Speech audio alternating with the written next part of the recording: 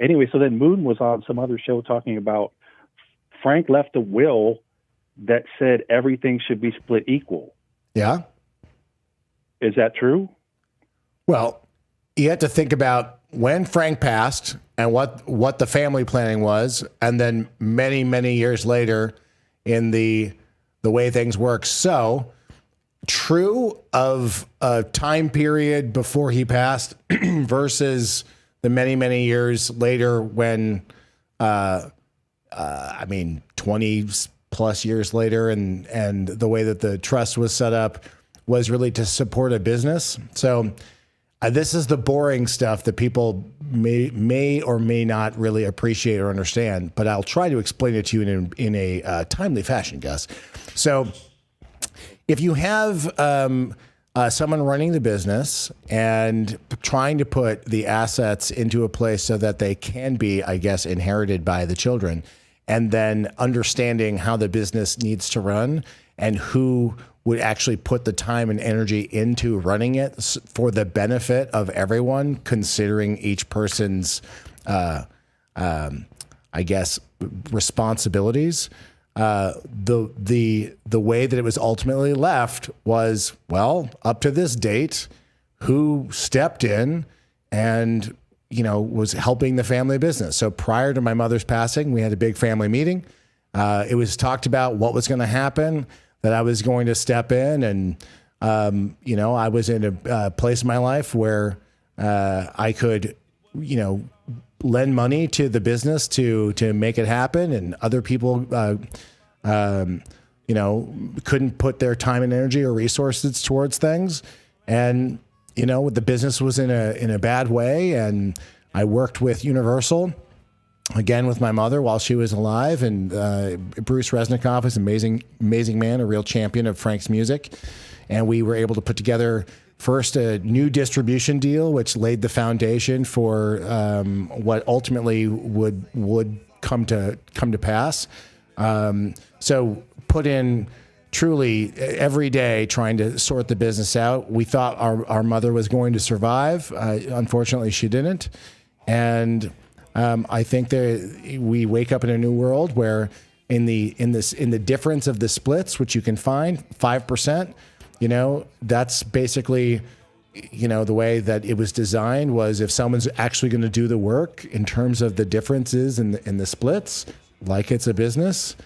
I also, carried any shortfalls. I personally made those contributions when no one else would, to keep the family going, the family business going, I should say.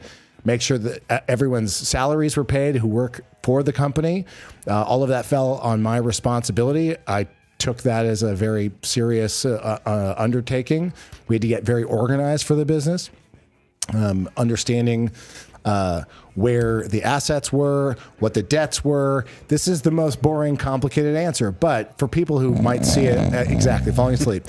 For those of you who might think, oh, it's not fair, yeah, that's how I feel. It's not fair to do all that work and get your ass kicked for people who don't fucking know what it takes to make this make the business thrive. So I turned it around in the first couple of years, grew it to the highest profit center that it's ever been for the family. And then we ultimately made a transaction and gave it the proper home where the music will thrive and survive. And we still, as the beneficiaries, get benefit from that all equally because I made it that way. Paul. So you're saying it was a much more complicated thing than everyone thinks? Yeah. So there wasn't just this inheritance that just dropped onto everybody? Yeah, there was no money. In fact, we had to make sure that the IRS understood what the intrinsic value of the estate was. And, you have to go through everything. You have to make sure you're covering any debts and all that stuff. Mm-hmm. And you would think that other people in the family, if they were concerned, would actually step up and do it. But they didn't. Wait. Or one person did. Just saying. But yeah, when you talk about the end result on who got the benefit, right, equally. Mm-hmm. Well, guys, don't believe everything that you read. And when Dweezil was like, "You're charging me to play the music," Yeah, I asked him very kindly to pay a single dollar to play the music, and for good reason, because it was a license, and to have it operate as a license, there has to be a financial transaction, right? So it was like, it's a dollar. That's all we're asking for. And apparently that is just too much. Somebody was asking in the comments, why does Dweezil have to get permission to play the music? It was, well, this is something interesting. So Zappa Plays Zappa was an entity designed for all 4 children to be able to design. No, they were just talking about just playing Frank's music. Why he has to seek permission. He doesn't have to seek permission. Oh, good. Yeah. Oh, okay. Good. Just so we know. Yeah, that's a misunderstanding. Well, I was trying to make the distinction of like where Zappa Plays Zappa is different. You guys created that together, right? Yes. Oh, okay. Well, it actually started with me calling my brother up one day saying, hey, I have this idea. We don't have a great relationship. Why don't we go out and play Frank's music? And I said, look, I've been talking with Bob Dylan's tour manager and a gentleman by the name of Danny Heaps, and talked to all my dad's concert promoters. And I was like, hey, I'd like to put this together. So I did it's weird, did all the legwork and, make sure it's all kind of wrapped up in a bow. And I called my brother when it was all ready. And I said, hey, do you want to go for this?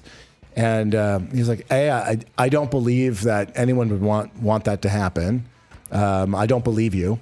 And I was like, well, why don't you come to lunch and we'll talk about it. So went, and he was like, oh yeah, this is real. Legit. This is legit. And I said, hey, listen, there's a few other things to do before we, go get Gayle involved. Let's just figure out a few more things and then present it to her, because, let's try to just make it really, really easy so we can do this and figure it out in the right way. And he's like, yeah. So then because he still lived next to our mother. Their rooms were next to each other. He didn't move out till he was like 36. Then I get a phone call from our mother, and I was like, okay, Jesus, okay, I'll explain it to you. Here's what we're trying to do. I wanted to, there's some unknowns here, and I was trying to make it really easy so you can be like, yes, no, and all of that. And she's like, oh yeah, great, thank you, that's really nice. And then that's what happened. And then you can look all this stuff online. We then went on a world tour to promote the fact that Dweezil and myself were going to do the show. Gayle went with us, and we went all throughout Europe to promote this.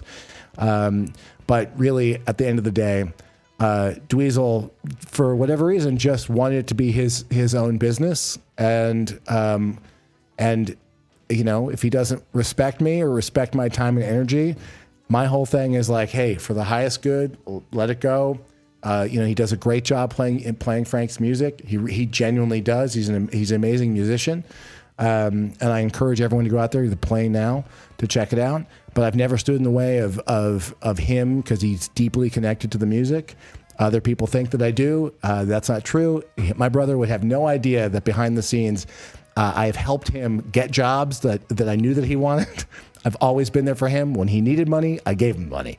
So there's some insights